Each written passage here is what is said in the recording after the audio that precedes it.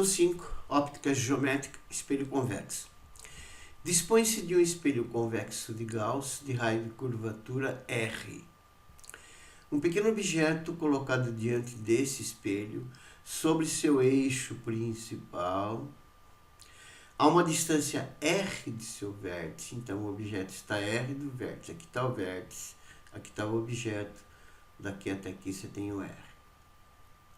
Terá uma imagem conjugada situada num ponto P desse eixo. Então, num ponto P qualquer, você vai ter a imagem conjugada. Esse é o objeto, esse é o espelho. Então, ele vai conjugar uma imagem, essa imagem vai estar num determinado ponto P. Então, ele quer o comprimento do segmento VP, ou seja, o que ele está pedindo a distância do espelho até a imagem do objeto. Resolvendo. P, nas equações de Gauss, a gente chama de distância do objeto até o espelho, ou até o vértice do espelho. Então, no caso, PR foi fornecido, tá vendo? Então, aqui está o espelho, está aqui o objeto, ele falou que o objeto está no R, na distância R do espelho. Então, o P é R. F é a distância focal do espelho, e a distância focal é sempre metade do raio de curvatura. Então, F vai ser menos R sobre 2. Por que eu coloquei menos R sobre 2? Porque em todo espelho convexo, tá, a distância focal é negativa. P' é igual a P, né? Então, no caso do P' nas equações de Gauss, é a distância da imagem até o espelho, é o que ele está pedindo. Só que aqui no caso do exercício, ele chamou de P. Então, a distância da imagem ao espelho é pedida. Jogando na equação de Gauss, dos pontos conjugados de Gauss, 1 sobre a distância focal é 1 sobre P, 1 sobre a distância do objeto até o espelho, mais 1 sobre P', a distância da imagem ao espelho. Que vai ficar 1 sobre a distância focal é menos R sobre 2. Distância do objeto ao espelho, que é P, é o R, está aqui o objeto, aqui é R do espelho, mais 1 sobre P', que é pedido. P' é a distância da imagem ao espelho, que ele chamou de P, que é a distância que ele quer, PV. Resolvendo isso, o 2 sobe, multiplicando, vai ficar menos 2 sobre R, menos 1 sobre R, que vai dar menos 3 sobre R, é igual a 1 sobre P'. Cruzando, você vai ter que o P' vai ser menos R sobre 3. Esse P' que eu achei é a distância da imagem até o espelho, que é a distância PV que ele está pedindo, tá? Alternativa correta, B de bola. Questão 6. Versa sobre força elétrica eletrostática. Duas pequenas esferas eletrizadas com carga Q1 e Q2, separadas pela distância D, essa distância aqui, Q1 e Q2, se repelem com uma força de intensidade 4 vezes 10 elevado a menos 3 N. Como elas estão se repelindo, as cargas têm que ter o mesmo sinal, tá? Porque carga do mesmo sinal se repele. Ou são as duas negativas ou as duas positivas. Continuando, substituindo-se a carga Q1, por exemplo, essa por outra igual a 3Q1, e aumentando a distância entre elas para 2D, então eu dobro essa distância, qual o novo valor da força de atração, de repulsão, perdão. Elas têm o mesmo sinal, então elas se repelem, de repulsão entre elas. Aí estão as alternativas. Lei de Coulomb, eletrostática, força elétrica entre cargas elétricas. Então, a intensidade da força elétrica entre duas cargas que se atraem ou se repelem, ela vale o valor de uma carga em módulo, vezes o módulo da outra carga, dividido pelo quadrado da distância entre as duas cargas. E esse K é uma constante, que é a constante de proporcionalidade. O que ela diz, então? Que a força elétrica de atração e repulsão entre as cargas é diretamente proporcional à carga de cada partícula e inversamente proporcional ao quadrado da distância entre elas. Então, nós vamos resolver sem fazer cálculo, através entender a fórmula, tá? Observe na expressão F igual a K, Q1, Q2 sobre D quadrado, que a intensidade da força elétrica, já vimos lá, é diretamente proporcional ao valor de cada carga. Então, veja bem, assim, se você triplica o valor de uma delas, tá? Se o Q2 ficar 3 Q1, como pede o enunciado, por exemplo, tá? Você triplicará a intensidade da força entre elas. Então, o que vai acontecer? O F, que era 4 vezes 10 a menos 3, quando eu tripliquei o valor de uma delas, ele vai ficar 3 vezes maior. Então, essa nova força de repulsão entre elas, triplicando apenas o valor de uma das cargas, vai ficar 12 vezes 10 a menos 3 newtons.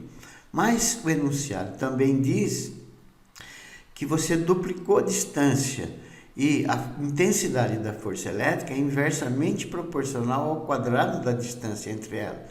Então, se você dobra a distância entre elas, você estará diminuindo, porque é inversamente, está vendo? Força e distância, que é a relação inversa.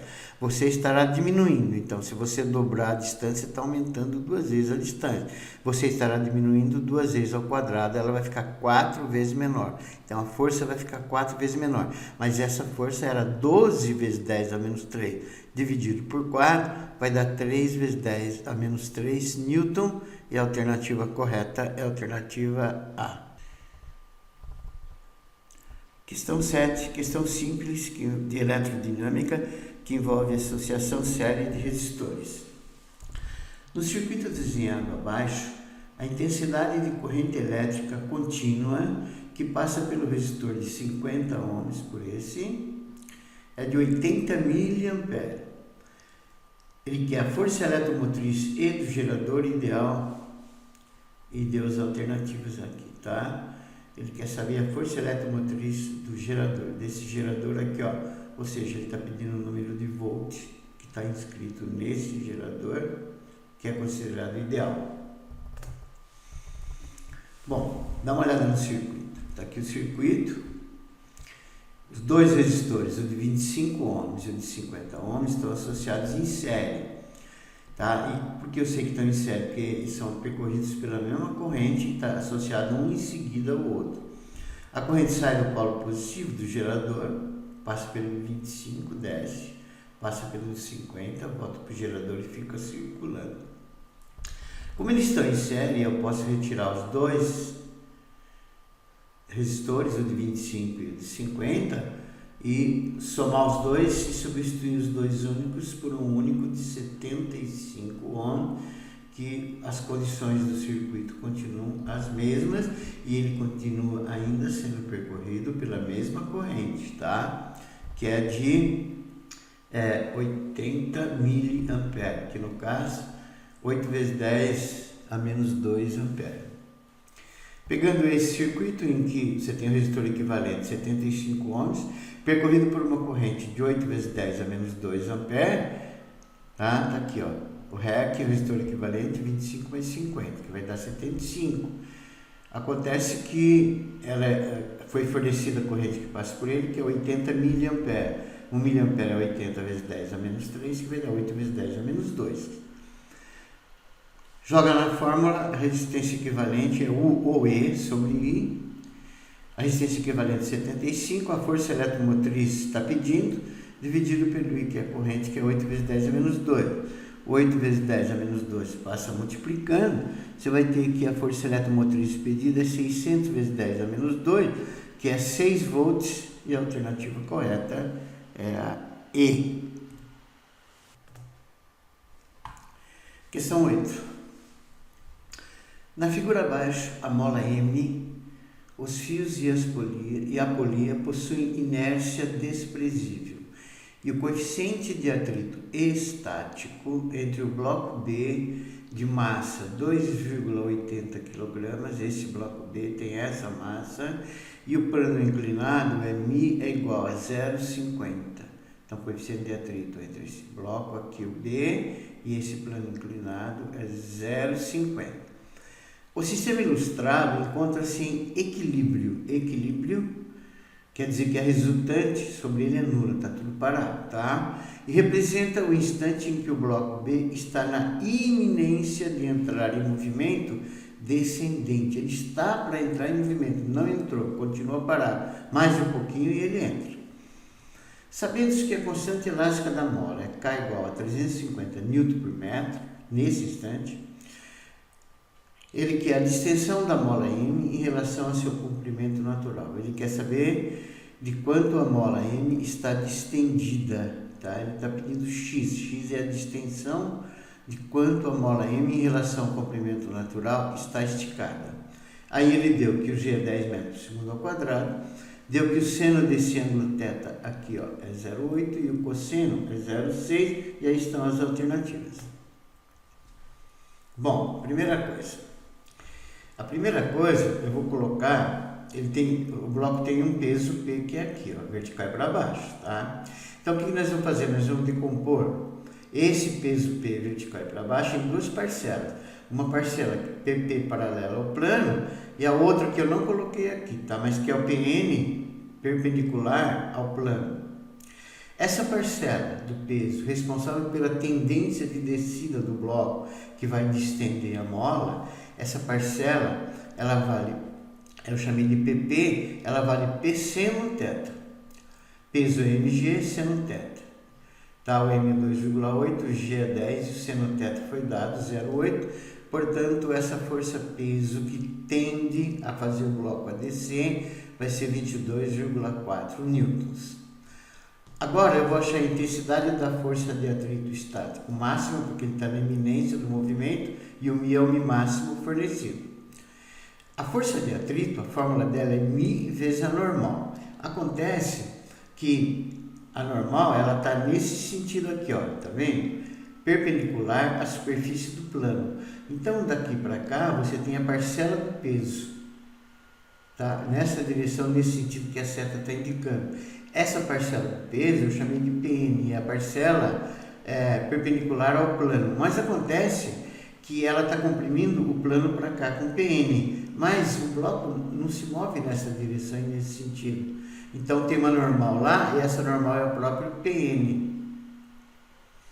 E esse PN é π cosseno θ. Então a força de atrito vai ser μ vezes a normal, que seria o PN, que é π cosseno θ. O μ é 0,5 ou 0,50, tá? O peso é mg 2,8 vezes 10 e o cosseno θ o exercício forneceu, é 0,6. Portanto, a força de atrito, contrária à tendência ao movimento, né? Ele tende a vir para cá, então a força de atrito dá esse sentido contrário, tá lá. Ela vale 8,4 newtons. A força elástica, a intensidade dela é fornecida por Fe é igual a Kx. K é a constante elástica e X é a distensão da mola. Portanto, a força elástica vai ser o K, foi dado, fornecido 350 e o X está pedindo. Então eu coloquei essas três forças aqui, tá? Então a força elástica está aqui, a força de atrito aqui e o PP aqui. Mas acontece que o enunciado diz que o sistema está em equilíbrio, então a resultante é nula.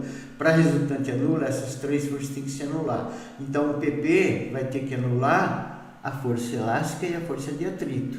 Então o PP é a força elástica mais a força de atrito. Acontece que o PP nós achamos é 22,4, está aqui. A força elástica é 350x,